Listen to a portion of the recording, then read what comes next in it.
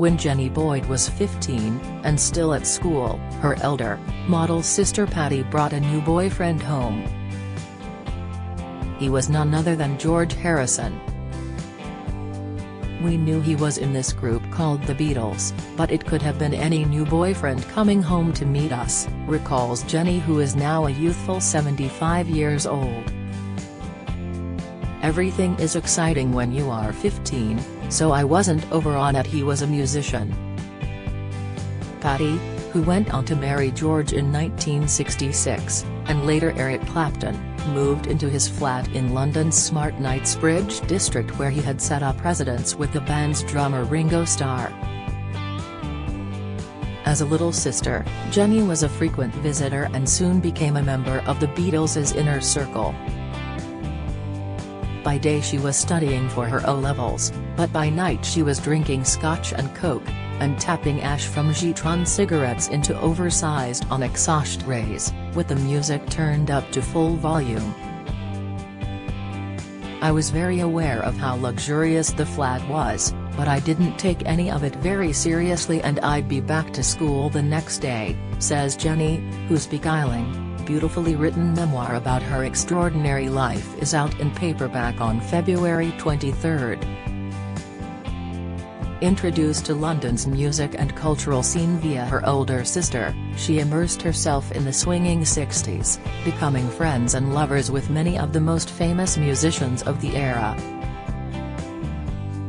Even the title of her memoir, Jennifer Juniper, A Journey Beyond the Muse, is taken from a song written about her by the Scottish singer-songwriter Donovan. She soon signed up as a dancer on the ITV show Ready Steady Go, where she shared the green room with the likes of Sandy Shaw and Dusty Springfield. Each time she left the studio, she found herself mobbed by Beatles fans desperate for her autograph. "There were positive and negative implications to having a Beatle as my sister's boyfriend," she explains, looking back on her amazing teenage years. At school, the taunts of female mods shouting "Beatle lover" would echo around the corridors. Being a young woman at that time posed other challenges, too. After all, this was long before the #MeToo era. "I would go to school on the tube and there was always some man with an umbrella going up my skirt," she recalls. "I didn't know you could say stop it," or "how dare you." In that way, innocence didn't help.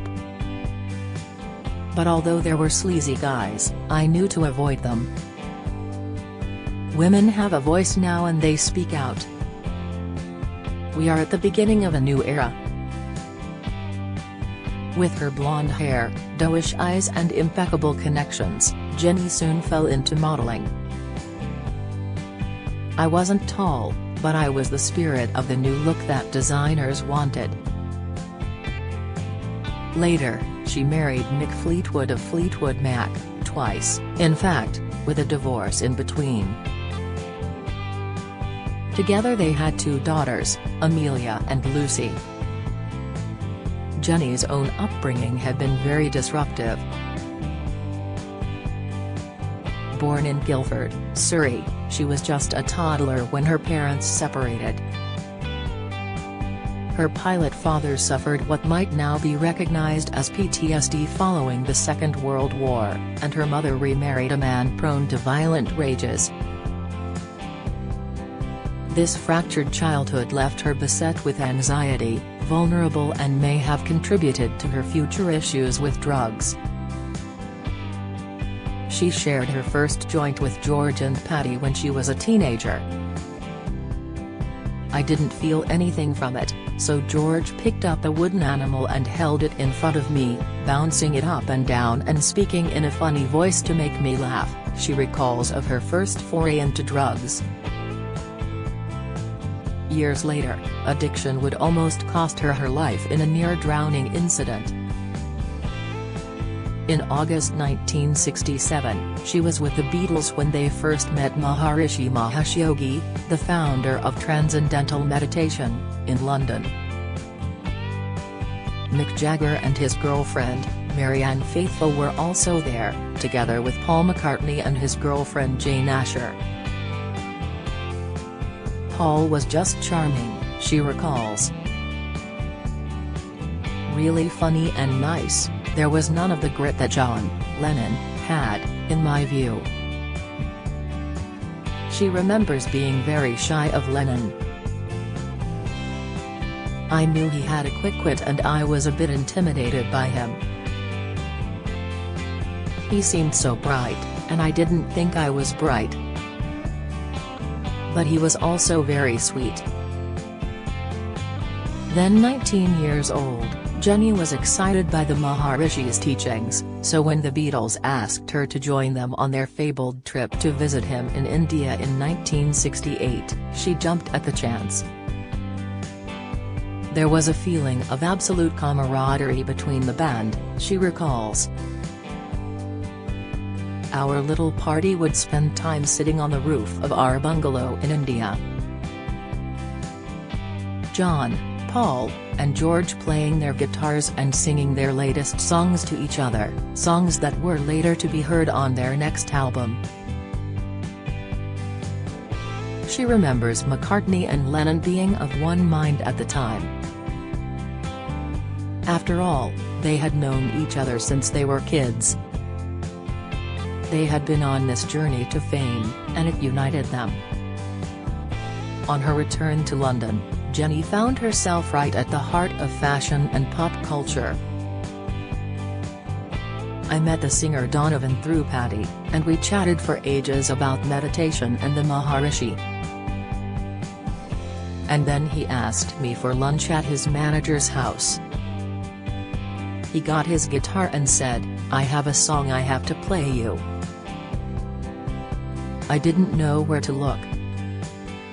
It was like a declaration of love, courtly love, and I realized he was talking about me. He was making an overture. The song in question was Jennifer Juniper, and inside the box set of Donovan's album A Gift from a Flower to a Garden there is a photograph of Jenny herself. Although there was no formal relationship, Jenny does admit to doing some kissing with Donovan. "I went to Cornwall with him, but I wasn't up for a relationship," she adds. Although he did later propose to me, after I'd broken up with Mick. Jenny had first met Mick Fleetwood, then a fledgling drummer in a teen band when she was 15 and he was 16. He had spotted her coming back from school in Notting Hill, West London, but at the time she was dating Roger Waters, the musician who would go on to co-found Pink Floyd. Mick first asked me to marry him after I got back from India. We had broken up when we were younger. But I thought, gosh, that's very grown up. Married. At the time she was living the hippie lifestyle in Wales. Mick came down to lure her away. I was playing the part of cooking brown rice on the open fire and weeing outside, even though it was the thick of winter, she remembers. Mick said, "What on earth are you doing here? I get that it's back to nature, but it's FG freezing." They married in 1970, and Jenny joined Fleetwood Mac on the road. "A lot of cheap hotels and driving through blizzards," is how she recalls those early years as the band built up their reputation. Jenny has a habit of unspooling her memories in this free-form way. She sounds half her age, and you can imagine her dancing like a winsome flower child, buffeted by the twin forces of love and curiosity, unsure which shore she will wash up upon. Her tempestuous relationship with Mick, which involved numerous shifts of continent with their two young daughters, was built around their cocaine drug habit. This spun out of control as he went from highly regarded musician to global superstar, and it took a toll on Jennie's health. I would get ill each time we got on the road. I wanted stability, she confesses. I always had visions of a little cottage and reading fairy stories with my 2 young daughters. Instead, we were touring, our nerves on the edge.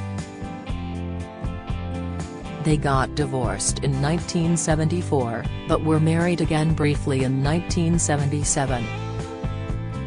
Even in the process of getting divorced, we were drawn together, she explains. But cocaine is a really evil drug, it kind of chills your heart. Mick was starting to look a bit like Rasputin. He had also started an affair with the band's singer, Stevie Nicks. I realized I had to take the children back to England if I wanted them to respect their father, Jennie adds. Still a freewheeling force, in 1984, she married Ian Wallace, the drummer in the band King Crimson. On their honeymoon in Hawaii, Jennie went swimming after ingesting synthetic magic mushrooms. I thought I could breathe underwater.